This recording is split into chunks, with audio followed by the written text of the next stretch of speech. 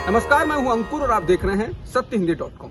सत्य हिंदी का Android app भी आ चुका है, जिसको आप डाउनलोड करने के लिए इस डिस्क्रिप्शन में जा सकते हैं और वहां से आप उस लिंक पर क्लिक करके ऐप को डाउनलोड कर सकते हैं। इसके अलावा इस ऐप को आप गूगल प्ले स्टोर से भी डाउनलोड कर सकते हैं। अब एक नजर डाल लेते हैं अब तक की सुर्खियों पर।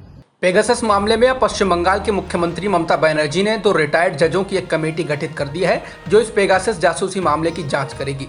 जस्टिस मदन लोकुर और जस्टिस ज्योतिर्मय भट्टाचार्य इसके सदस्य बनाए गए हैं। ममता बनर्जी के भतीजे और तृणमूल कांग्रेस सांसद अभिषेक बनर्जी भी इस जासूसी के निशाने पर थे। यह खबर सामने आने के बाद तृणमूल कांग्रेस ने मामले की जांच की मांग कर दी।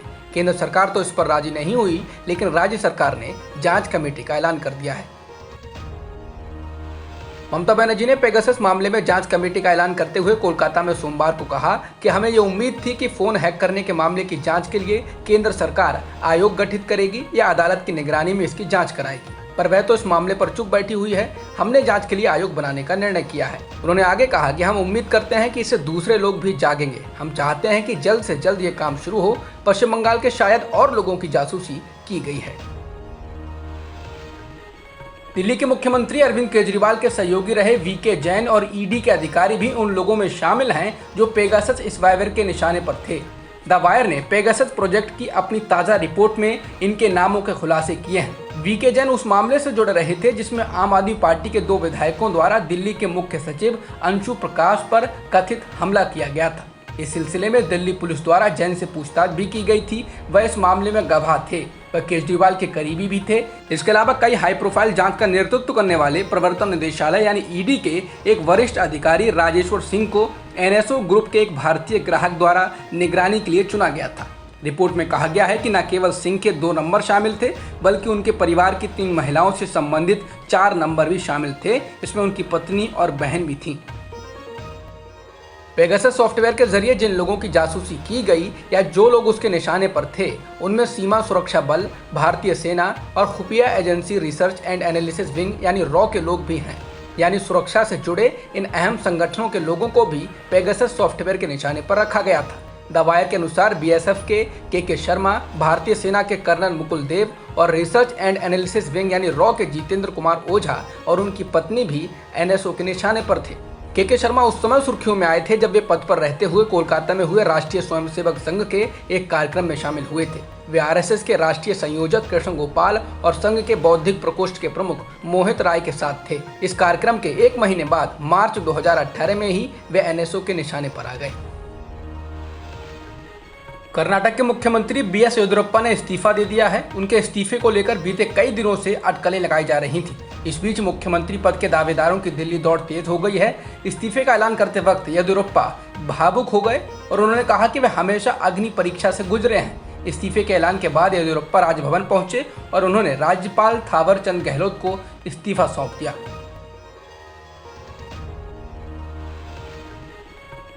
संसद के मानसून सत्र में सोमवार को भी हंगामा हुआ और शोर शराबे के कारण कार्यवाही शुरू होते ही राज्यसभा और लोकसभा को स्थगित करना पड़ा।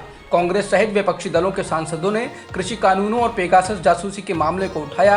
हंगामे की वजह से राज्यसभा को 12 बजे और लोकसभा को 2 बजे तक के लिए स्थगित कर दिया गया। इससे पहले भी संसद के दोनों सदनों में कई बार हंगामा हो चुका है और इस वजह से कामकाज नहीं हो सका। कृषि कानूनों के खिलाफ आंदोलन कर रहे किसानों की आवाज को लगातार उठा रही कांग्रेस के नेता राहुल गांधी सोमवार को ट्रैक्टर चलाकर संसद पहुंचे। राहुल गांधी के साथ ट्रैक्टर पर राज्यसभा सांसद दीपेंद्र सिंह हुड्डा के साथ ही पंजाब कांग्रेस के कुछ सांसद भी मौजूद रहे। बता दें, संसद से कुछ ही दूरी पर स्थित जंतर मंतर पर किसान अपनी संसद चला रहे हैं और इसके जरिए वे केंद्र सरकार पर तीनों कृषि कानूनों को वापस लेने के लिए दबाव बना रहे हैं। राहुल गांधी के इस कदम से कांग्रेस ने यह संदेश देने की कोशिश की है कि वह किसानों की आवाज को पुरजोर तरीके से उठाती रहेगी। राहुल गांधी के संसद पहुंचने के बाद दिल्ली पुलिस ने कांग्रेस के राष्ट्रीय मीडिया प्रभारी रणदीप सुरजेवाला, युवा कांग्रेस के राष्ट्रीय अध्यक्ष श्रीनिवास बीवी को हिरासत में ले लिया।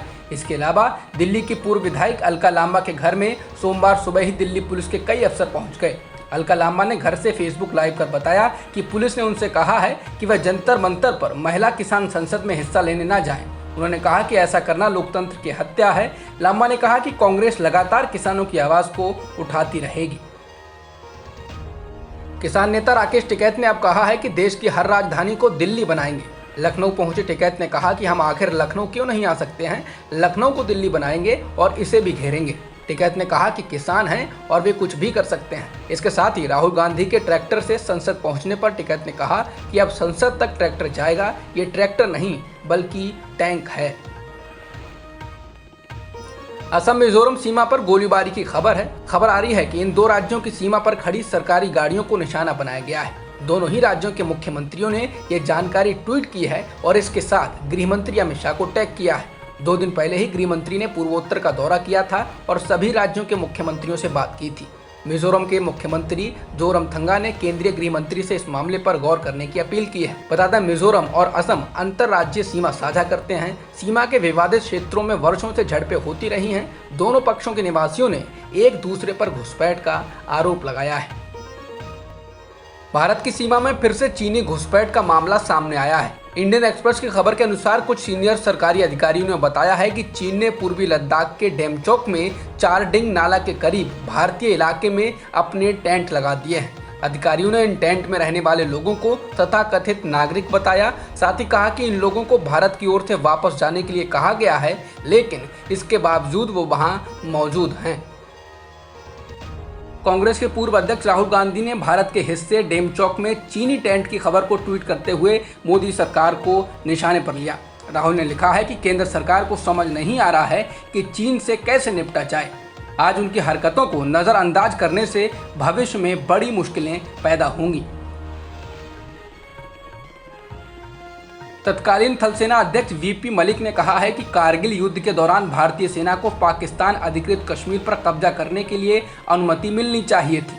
उन्होंने कारगिल विजय दिवस के मौके पर टाइम्स ऑफ इंडिया से बात करते हुए ये कहा, 22 साल पहले यानी 1999 को पाकिस्तानी सेना ने कारगिल में घुसपैठ कर चुपके से ऊंची चोटियों पर कब्जा कर लिया था, जहां से उसे हटाने के लिए भारतीय सेना को कार्रवाई करनी पड़ी थी। इसमें दोनों ही सेनाओं के लोग मारे गए थे। जनरल वीपी मलिक उस समय थल सेना प्रमुख थे और केंद्र में बीजेपी की अगुवाई वाली गठबंधन सरकार थी, जिसके प्रधानमंत्री अटल बिहारी वाजपेयी थे। अब तक की खबरों में इतना ही। बाकी खबरों के लिए बने रहिए सत्यहिंदी.com के साथ। सत्य हिंदी का ऐप डाउनलोड करें गूगल प्ले स्टोर पर।